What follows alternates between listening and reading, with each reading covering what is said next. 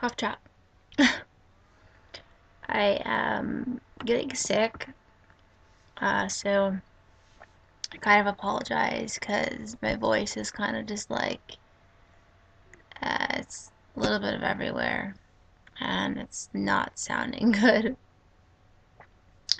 And so I was thinking, I'm like, okay, so I need to make a video, and so I did some brainstorming on what I could do a video on today, and I'm like, man, when I can't think of a video topic, it's normally because, well, if I'm sick, I definitely cannot make it. I can't function. So I'm getting sick, but I'm here. I'm gonna make the video, and I'm in my boxers, so just like Instagram. Ready? Let's see. Bam.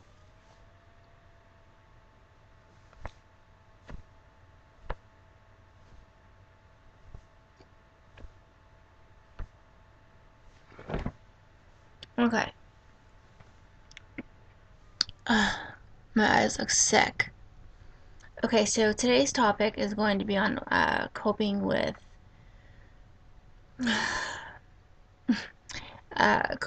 stress and anxiety.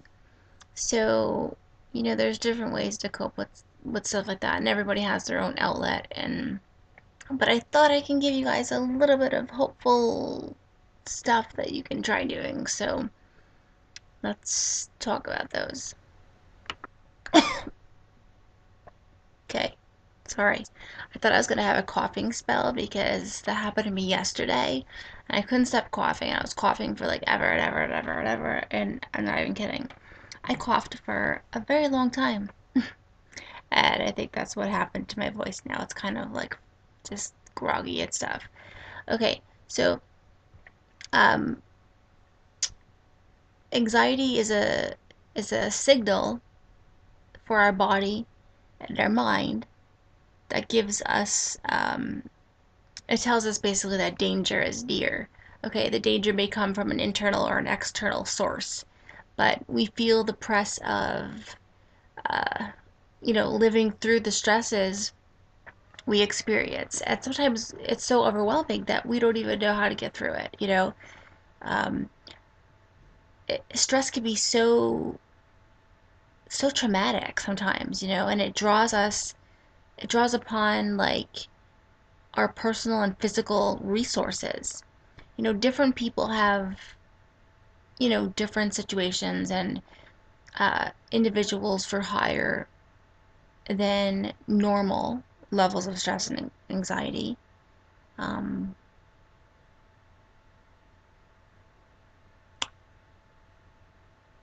I lost my train of thought.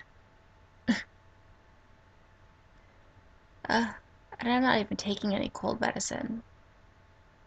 And it got really bright out. Okay, so, sorry. When you're feeling like overburdened and really stressed, and, it can lead to anxiety, and that can lead to low self-esteem and depression.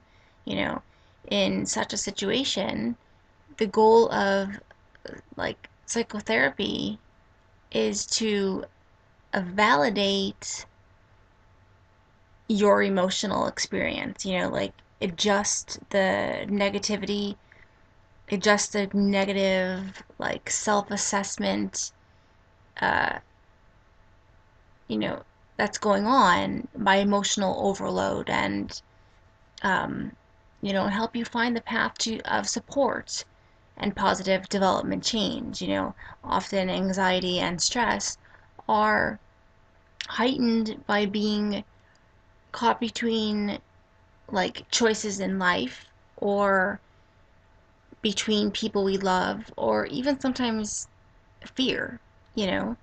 And these problems can be explored and understood in psychotherapy. And you don't have to necessarily be a person that likes therapy. I mean, I've been in and out of therapy numerous times my life, and sometimes it worked and sometimes it didn't. It really honestly just depends on the person, I think. Um, but I'm going to give you some tips, and I think I may have done this in the past, but I wanted to maybe give you guys a little bit of some tips that I found to be at least temporary useful coping skills for living with stress and anxiety. Um, Now, they're not foolproof. If you are feeling very like distressed and your life is like really suffering, then there is no substitute to talking with a professional. Like, you definitely then to talk to someone that's a professional. Okay, so I have a list of 10 things that I think are helpful, and you could try them. What's the worst thing that's going to happen? They're not going to work. If they don't work, that's okay. Then, you go to plan B. Number one would be, um, your cough drop. Um, Number one would be to be flexible, okay? Know what you can change and what you can't. You know, Go with the flow and be open to changes. Like, you have to be willing to change things, like, it helps us grow. You know what I mean? Like, you get it. You understand what I'm saying. My throat is so raw. Okay. I'm sorry. I needed like a breather. I'm like struggling right now. I'm so sorry. Okay. So, the number two would be to laugh more. And I know sometimes that's really hard, and you're probably like, well, Melissa, when I'm really stressed and anxious and stressed out, it's hard to laugh. I know that. So, what are things that you could do to make yourself laugh? Well, watch a funny movie, tell a joke, um, read the comics. Those are just some things. Act silly, be around kids. Sometimes, being around kids, they just make you laugh. Number three is to breathe slowly. And that's kind of what goes along with my tattoo right here. It's in Latin, but it says just breathe. Bam. Um, and the reason why I got that tattooed on me is because I learned in therapy that you have to just breathe. If you're going through a hard time, you have to like just breathe in with your nose and kind of like out with your mouth, like kind of like as if like you're giving birth. Not that I would have known that. Well, I mean, I've been around people that have, been to birthing classes and stuff, like my sister and stuff like that. So, I mean, I know they go, I'm not telling you to do that. You probably give yourself a panic attack. So don't do that. Just breathe in through your nose and out through your mouth. Okay. Because relaxation begins with slow, deep breathing for, like, from your diaphragm. So, breathing is definitely the key for a lot of things. Number four is to learn to say no. And I know a lot of people have a hard time with this, but I know it's hard to say no sometimes, but recognize you can't do everything. You have to pace yourself. You know, if somebody wants you to go out drinking and you know that it's really probably not a good thing for you to do, just say, no, I can't. I don't feel well, or I got something going on, or, I'm just going to relax tonight. There's nothing wrong with that. You can say no. You can do it. I promise you, you can say no. I mean, what's going to happen? Now I have the hiccups. Ay, mingra. I'm like brainstorming as I'm writing. Okay. I'm so sorry. I just had to do this video. Okay, so number six. No, number five. Go ahead and make mistakes, okay? No one's perfect. And you don't want to be perfect, okay? Perfect doesn't even exist. There's no such thing as perfect, okay? No, the only way we really learn is from our mistakes. Accept them as the natural process of growing in wisdom. And then, be a bird and just fly away. Or poop on people, because that's what I would do. Okay, number 6 now, right? Yeah. Play. I honestly think play with a lover, a friend, a child, a pet. I love animals, so I would definitely play with my animals. Um, Having fun is the natural way of tolerating the body's stress, like hormones. Stress tenses, play loosens it. You know what I mean? Like, just be a kid. Like, I'm a Toys R Us kid. I don't want to grow up. I'm a Toys R Us kid. I'm a big kid now. No, those were two separate commercials, I'm thinking. I'm thinking that the one was for Toys R Us and the other one was for pull-ups. Okay, so 7 would be I would say get active. Okay, exercise brings out pain. It brings pain. Exercise brings out the body's endorphins and natural painkillers and pleasure. I said the word pleasure, and I know you're like, what? That got your attention. Pleasure producing substances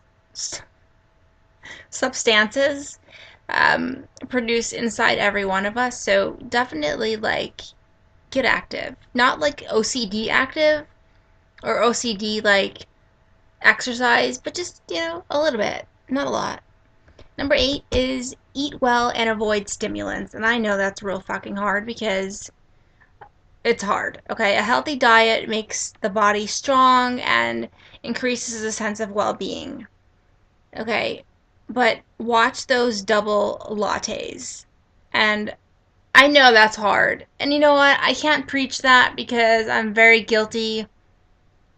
I love my coffee, and I'm not gonna lie, I can't live without it. So I would really say caffeine and nicotine put more stress your on your body and your nervous system, but maybe cut back a little bit on the nicotine and maybe a wee bit on the caffeine. But if you can't, don't stress about it because that's just going to make you stress more. Um, because I don't want you to get stressed out because of the whole not drinking caffeine thing. Because I know that's really hard. I mean, I'm not going to preach that, but I'm only going on. I have a really bad scratch.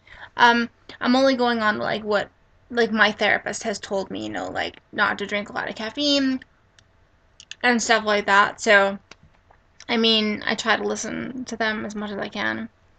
So, number 9 is talk to others. Sharing life's difficulties and problems with another person, whether it's a coworker, a friend, a spouse, a loved one, a lover, a counselor, a therapist, a shrink. I'm gonna scratch the last two because they're kind of like the same, but you get it. You know, um,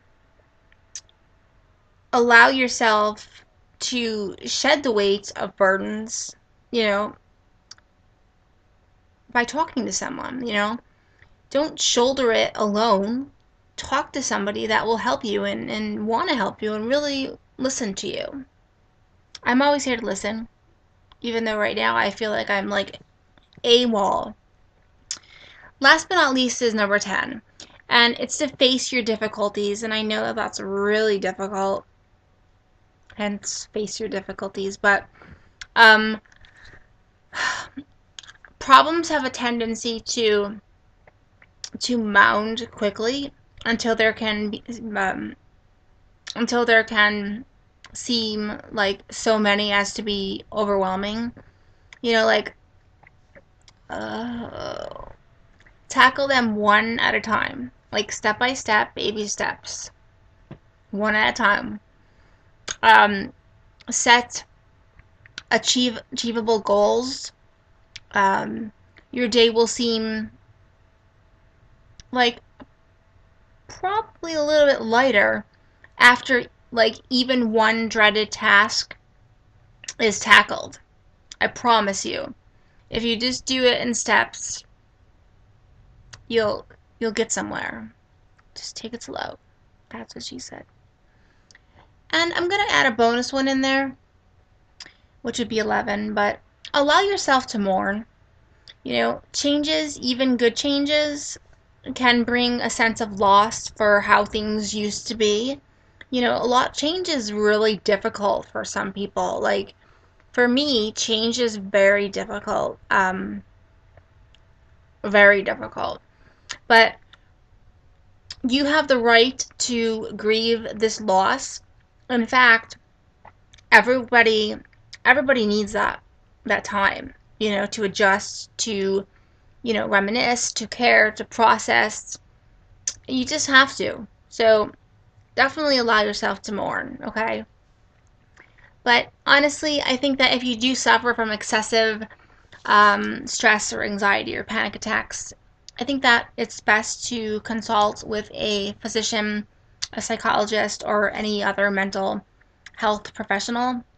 In my experience, anxiety and stress problems are especially enable to therapeutical help. So definitely don't say no to help. Say yes to help because it will help you. I promise. So I love you guys. Peace and love. Be kind, be cool, don't judge. Do a little bit of this. And don't stress, just breathe. No. Don't do it. Don't do it like that. Not when you're sick. I love you guys. Thank you for all the new subscribers I've been getting. It's so awesome. I appreciate it a lot. And to the people that have been sending me stuff in the mail, thank you so much. I will do a mail vlog. I don't know when. I'm hoping soon. But keep sending, your snail mail. I love receiving things from you guys in the mail. Like, totally puts a smile on my face. I love it. So thank you so much. I'm sorry. I probably should be a little careful right now. I am sick. If you get sick, I totally will take the blame.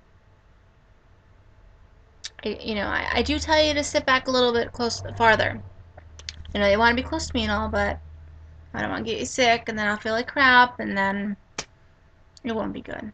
So, I'm out. I love you guys. Be cool, be kind, don't judge. I love you. Wow. Oh, give me a hug.